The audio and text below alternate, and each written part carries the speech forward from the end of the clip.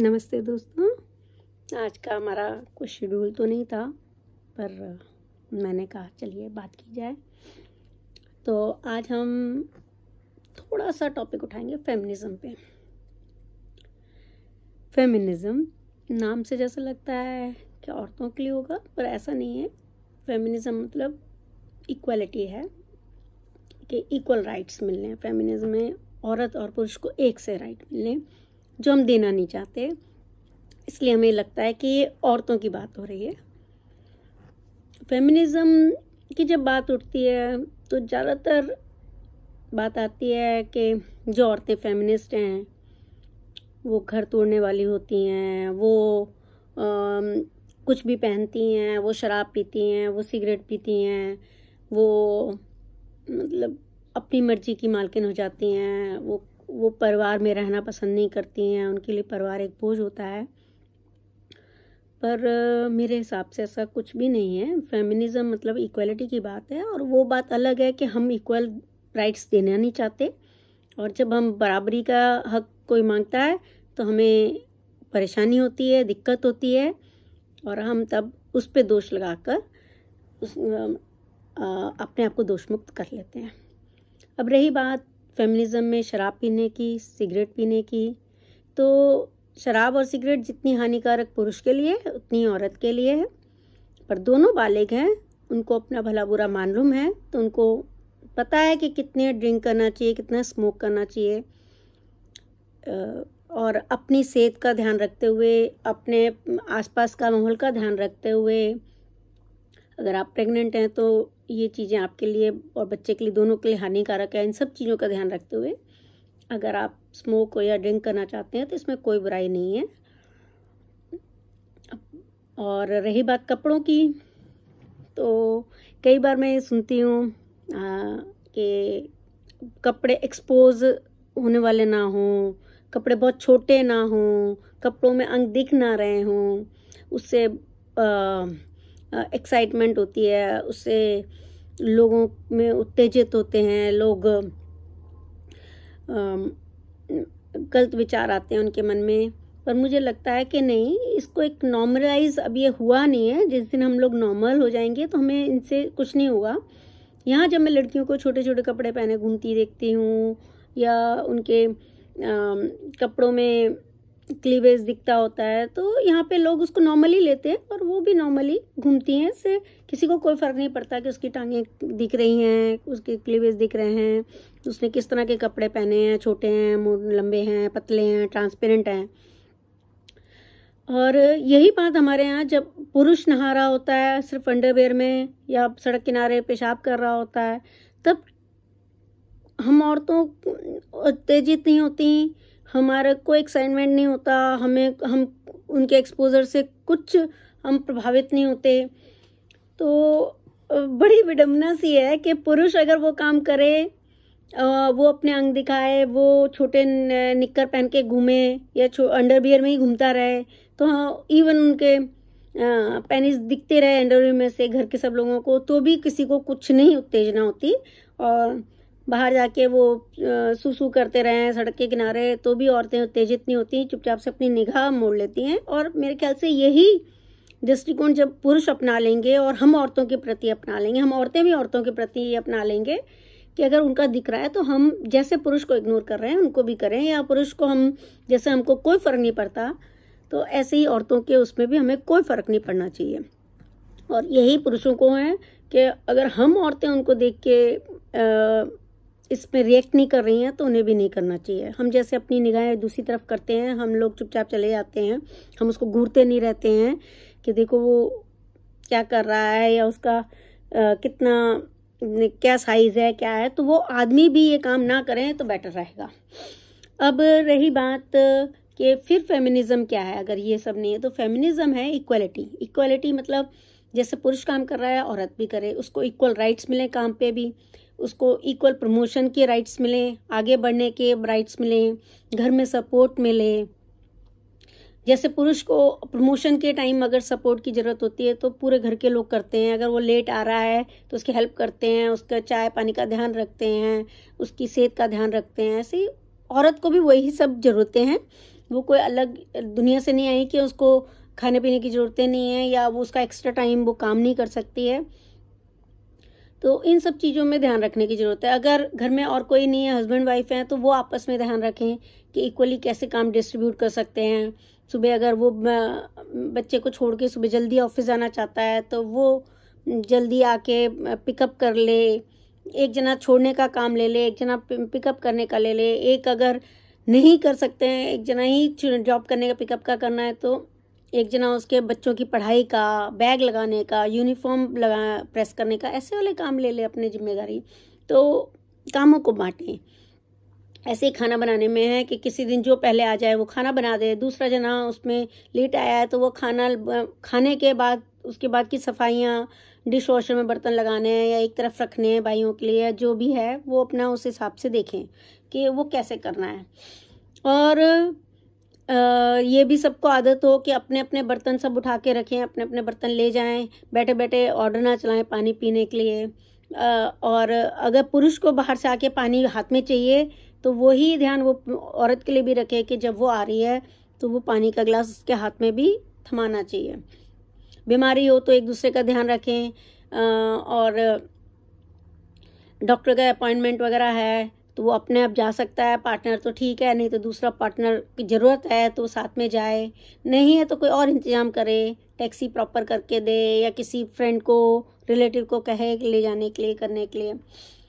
तो ये सब चीज़ें बहुत ज़रूरी हैं। जैसे बुखार में पुरुष को सिर कोई दबाए तो अच्छा लगता है, ऐसी औरत को भी अच्छा लगता है कि उसका बुखार चढ़ा है तो कोई उसका सिर दबाए। ऐसा नहीं है कि औरत अलग दुनिया से आई है, वो एलियन है, उसके दर्द नहीं होता है, वो सिर्फ दवाई खा के काम चला सकती है।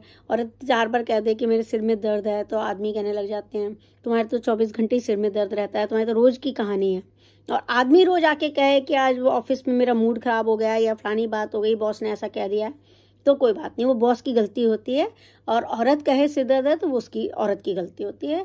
तो इस छोटे से फर्क को कि हम कैसे भेदभाव कर जाते हैं, कैसे हम कह देते हैं छोटी छोटी बातों में, तो इसका हम ध्यान रखें।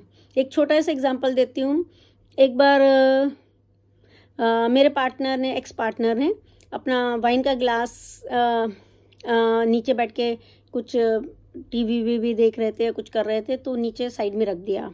मैं कुछ हाथ में खाने का सामान लेकर आई और वाइन का ग्लास मेरे से टच हो गया, नीचे गिर गया और मुझे काफ़ी तेज़ उन्होंने डांटा और हाथ तक उठा दिया कि तुमको दिखता नहीं है क्या।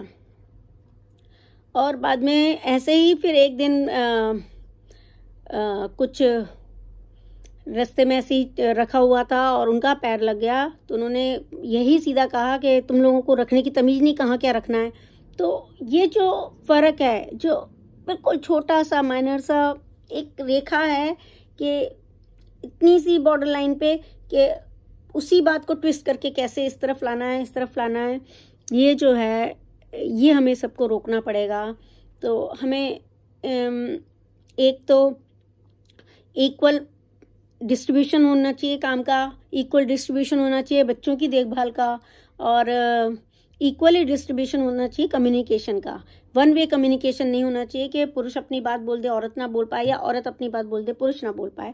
तो कम्युनिकेशन, या एक पार्टनर अपनी बात बोल दे दूसरा पार्टनर ना बोल पाए, उस कम्युनिकेशन को दोनों पार्टनर कर पाएँ। अगर दोनों पुरुष भी हैं, दोनों औरत भी हैं, तो भी दोनों पार्टनर अपनी बात कह पाएँ, ये बहुत ज़रूरी है। सिर्फ एक ही पार्टनर ना कहता रहे। और ज़रूरी है कि अगर किसी तरह से कोई प्रॉब्लम है तो दूसरे पार्टनर की बात पूरी आराम से सुनी जाए। गुस्से में हो सकता है पार्टनर, परेशान हो सकता है पार्टनर, और उसके अलग, सबकी अलग अलग सोचने का तरीका है, काम करने का तरीका है। कोई काम को कहता है हम बाद में कर लेंगे, कोई कहता है अभी करना है, अभी साथ के साथ कर लेंगे। तो तरीके अलग अलग हैं, इस बात को समझें और कोशिश करें कि हर बार इग्नोर ना करें, अपने ही तरीके ना चलाएं, दूसरे के तरीके का भी ध्यान रखें कि हाँ उसका तरीका अलग है, तो अगर उससे काम करवाना है तो उसके तरीके से काम कहा जाए। फिर बात आती है इक्वल राइट्स की, हो गई, कम्युनिकेशन की हो गई। फिर बात आती है कि घर में एक ऐसा एनवायरनमेंट बना के रखें, घर में एक ऐसा रखें कि दोनों पार्टनर को सुविधा हो। ऐसा नहीं कि एक को गाने का शौक है तो सारा दिन गाने ही चलते रहें, दूसरे को हो सकता है कि गाने सुनने का शौक उतना ना हो, तो कुछ कुछ टाइम दोनों पार्टनर को अपनी करने दें। फिर सबसे बड़ा है फाइनेंशियल कंट्रोल या फाइनेंशियल डिसीजन लेने की पावर, वो दोनों के पास होनी चाहिए। जब बड़े बड़े आप डिसीजन लें कि घर कौन सा खरीदना है, इन पैसे इन्वेस्ट कहाँ करने हैं, तो ये दोनों का डिसीजन होना चाहिए। अगर सिर्फ पैसा मेरा है या सिर्फ पार्टनर का है तो वो अपने हिसाब से इन्वेस्ट कर सकता है, मगर जो पैसा कॉमन है, दोनों का है, घर दोनों का होना है, तो दोनों की पसंद से आना चाहिए। उसमें ये भी होना चाहिए कि भाई हम घर जो ले रहे हैं तो अगले को गाड़ी से आना है, कि पब्लिक ट्रांसपोर्ट यूज़ करना है तो पब्लिक ट्रांसपोर्ट करना चाहिए, यूज़ करना है तो सब पास में है, सुविधा के नहीं है, गाड़ी से आना जाना है तो पार्किंग की सुविधा है कि नहीं है। ऐसी इन्वेस्टमेंट में भी कि दूसरा पार्टनर उससे कंफर्टेबल है कि नहीं है जहां हम इन्वेस्टमेंट कर रहे हैं, और वक्त बेवक्त के लिए दोनों पार्टनर को पता होना चाहिए कि कहाँ पैसा इन्वेस्ट किया है, ताकि कोई बात हो जाए तो वो पैसे का यूज़ हो सके।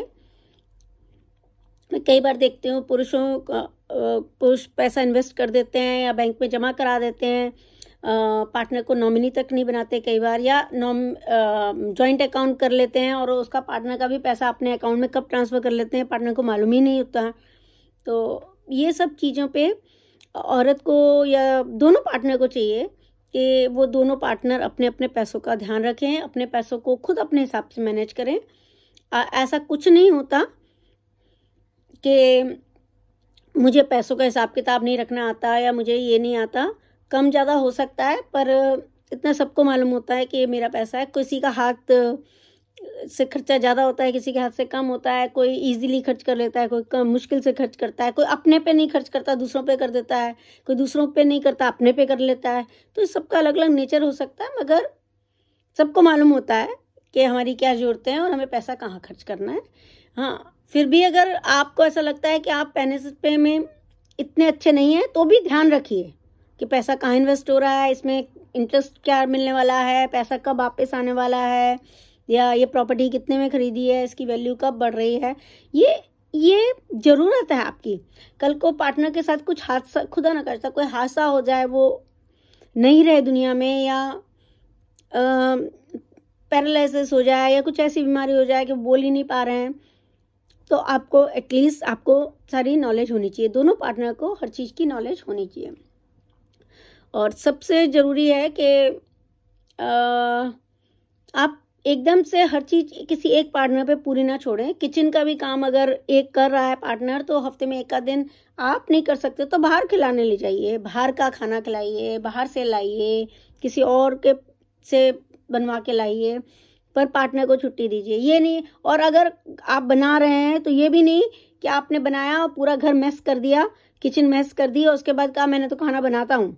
वो खाना बनाना नहीं हुआ, वो आपका शौक हुआ, आपने शौकिया एक दिन खाना बना लिया और उसके बाद आपने अपने दिल को तसल्ली दी, आपने अपने खुशी के लिए किया।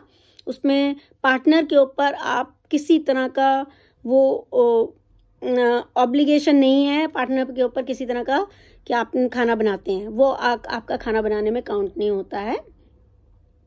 और इसी तरह से कि मैं ये भी समझती हूँ कि हर लड़की को खाना बनाने का शौक नहीं, हर लड़के को खाना बनाने का शौक नहीं। तो जिसको खाना बनाने का शौक है वो खाना बनाए, जिसको सफाई करने का शौक है वो सफाई करे, और अगर जिसको दोनों चीज़ों का शौक नहीं है तो वो उस हिसाब से उस चीज़ों के लिए पैसे दे कि भाई ये इसके लिए क्लीनर आएगा या खाना बनाने वाली आएगी या हम बाहर से लाएंगे।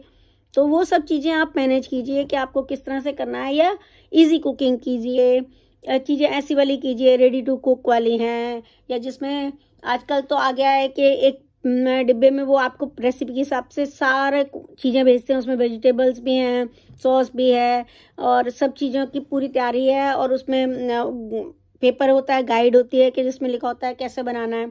तो वो सब चीज़ें हैं, ये छोटी छोटी चीज़ें हैं।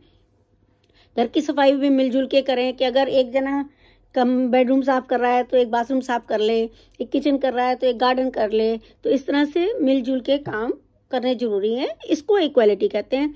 और सबसे बड़ी इक्वालिटी है कि घर के बाहर जब जाएं हम औरतें, तो हमको भी मतलब वर्क प्लेस में भी इक्वालिटी मिलनी बहुत ज़रूरी है। वर्क प्लेस में मैं ज़्यादातर देखती हूँ कि औरतों को छोटे छोटे काम ही मिलते हैं, छोटी छोटी जगहें मिलती हैं, बड़ी नौकरियाँ, बड़ी जगहों पे ज़्यादातर मैं देखती हूँ पुरुष हैं।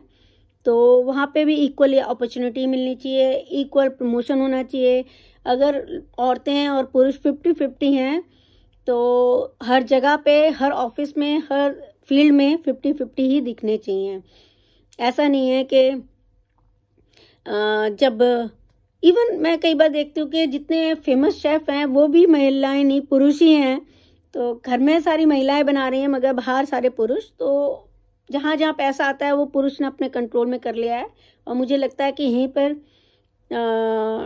हम औरतों को और सभी औरतों को ये सोचना होगा कि हमें अपना थोड़े स्किल्स बढ़ाने होंगे, पैसा कमाने में थोड़े स्किल्स बढ़ाने होंगे, पैसे को मैनेज करने में थोड़े स्किल्स बनाने होंगे, अपने डिसीजन खुद लेने की क्षमता में। हमें जब तक हम डिसीजन अपने खुद नहीं ले सकते, जब तक हम अपने बैंक अकाउंट को खुद नहीं देख सकते, जब तक हम ऑनलाइन ट्रांजैक्शन खुद नहीं करेंगे, तब तक हम किसी और पे डिपेंडेंट रहेंगे। तो मेरा मेन यही है कि फेमिनिज्म मतलब कपड़ा, शराब, सिगरेट ये सब नहीं है।